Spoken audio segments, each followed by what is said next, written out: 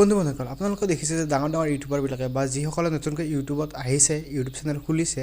তেওঁলোকে YouTube studio' বোলা এপ্লিকেশ্যনটো বা ইউটিউব ষ্টুডিঅ' বোলা এটা এপ ইউজ কৰে হয়তো আপোনালোকৰ মনত কেতিয়াবা আহিছে যে ইউটিউব এপ্লিকেশ্যন বা ইউটিউব ষ্টুডিঅ' এপ্লিকেশ্যনটো কিয় ব্যৱহাৰ কৰে আৰু কেনেকৈ ব্যৱহাৰ কৰে সো বন্ধুসকল মই ৰাহুল আপোনালোকক আকৌ এবাৰ স্বাগতম জনাইছোঁ SMK চেপ্টাৰলৈ বন্ধুসকল মই আজি আপোনালোকক এই ভিডিঅ'টোত সম্পূৰ্ণ ইউটিউব ষ্টুডিঅ' এপ্লিকেশ্যনটোৰ বিষয়ত আলোচনা কৰিম কেনেকৈ আমি সেই এপ্লিকেশ্যনটো ব্যৱহাৰ কৰিব লাগে আৰু কেনেকৈ কি কৰিলে ইউটিউবত চেনেলটো গ্ৰো কৰে ইউটিউব ষ্টুডিঅ' এপ্লিকেশ্যনটো কাম কি বলক বন্ধুসকল ভিডিঅ'টো আৰম্ভ কৰোঁ বন্ধুসকল প্ৰথম কথাটো হ'ল যে ইউটিউব ষ্টুডিঅ' এপ্লিকেশ্যনটো আমি ব্যৱহাৰ কৰিব লাগে নে নালাগে আৰু কিয় ব্যৱহাৰ কৰিব লাগে সো বন্ধুসকল একদম সহজ সৰলভাৱে ক'বলৈ গ'লে ইউটিউব ষ্টুডিঅ' এপ্লিকেশ্যনটো আমি ব্যৱহাৰ কৰিব লাগে কিয়নো আপোনাৰ যদি কোনো এটা ইউটিউব চেনেল থাকে যিকোনো ইউটিউব চেনেল সৰুৱে হওক বা ডাঙৰে হওক মনিটাইজ হোৱাই বা নোহোৱাই হওক আপোনাৰ সেই ইউটিউব চেনেলটো কণ্ট্ৰল কৰিবলৈ হ'লে আপোনাক ইউটিউব ষ্টুডিঅ' এপ্লিকেশ্যনটো লাগিবই কাৰণ আপুনি সেই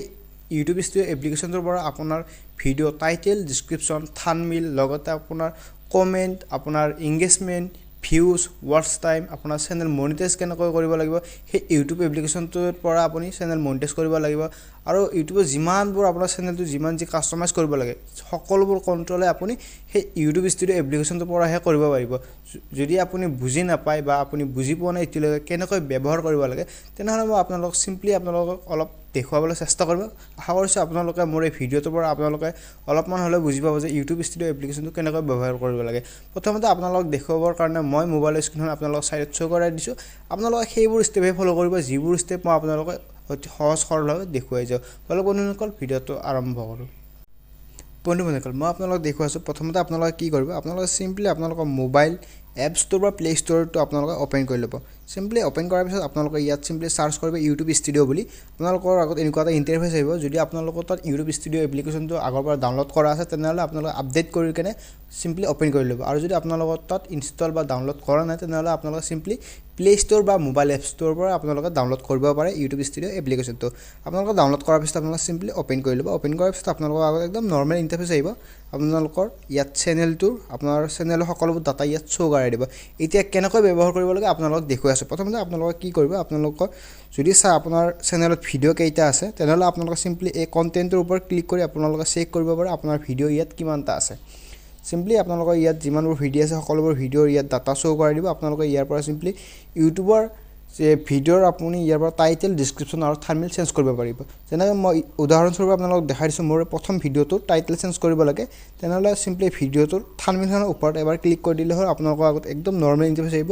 আপোনালোকে কি কৰিব ওপৰত যে এটা পেঞ্চিল আইকন দেখা পাইছে ইয়াত এই পেঞ্চিল আইকনটো ক্লিক কৰাৰ লগে লগে আপোনালোকৰ আগত ভিডিঅ'টোৰ ডিটেইলছখিনি আপোনালোকে কাষ্টমাইজ কৰিব পাৰিব যেনেকৈ ইয়াত টাইটেল আপুনি সলাব পাৰিব ডিছক্ৰিপশ্যন লিখিব পাৰিব আৰু যদি আপোনাৰ ভিডিঅ'টো বেছি ইম্পৰ্টেণ্ট বা মানে আপুনি প্ৰাইভেট বা আনলিষ্টেড কৰিব বিচাৰে তেনেহ'লে ইয়াত চিম্পলি কৰিব পাৰিব আৰু ইয়াৰ পৰা আপোনালোকে এই পেঞ্চিল আইকনটোত ক্লিক কৰি আপোনালোকে একদম চিম্পলভাৱে আপোনাৰ থাম্বনেইল চেঞ্জ কৰিব পাৰিব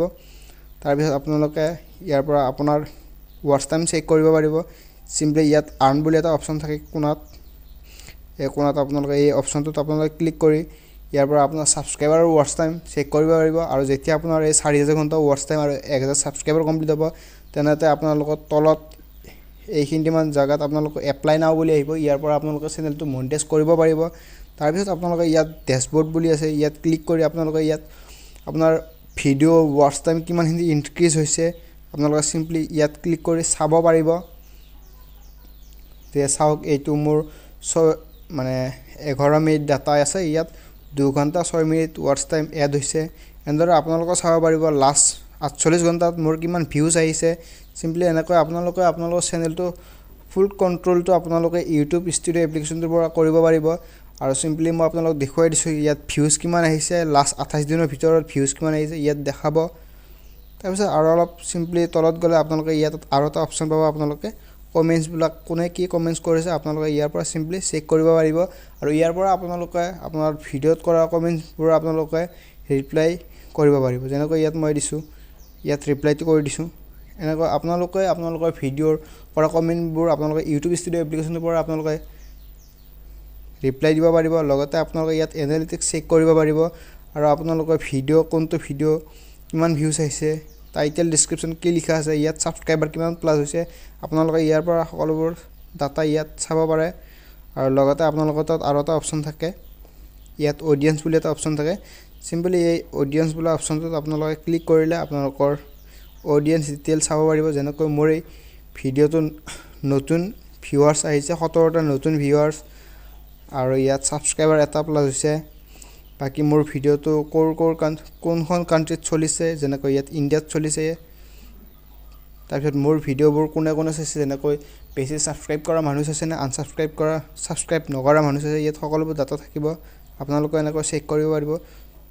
সো বন্ধুসকল ভিডিঅ'টো এইখিনি আছিল যদি ভিডিঅ'টো অলপমান ভাল লাগিছে বা ইনফৰমেটিভ লাগিছে তেনেহলে ভিডিঅ'টো লাইক কৰিব আৰু যদি আপোনালোকে ইউটিউবত লগত জড়িত সকলোবোৰ কথা অসমীয়াত জানিব বিচাৰে তেনেহলে প্লিজ মোৰ চেনেলটো সাবস্ক্ৰাইব কৰি বেল আইকনটো দবাই দিব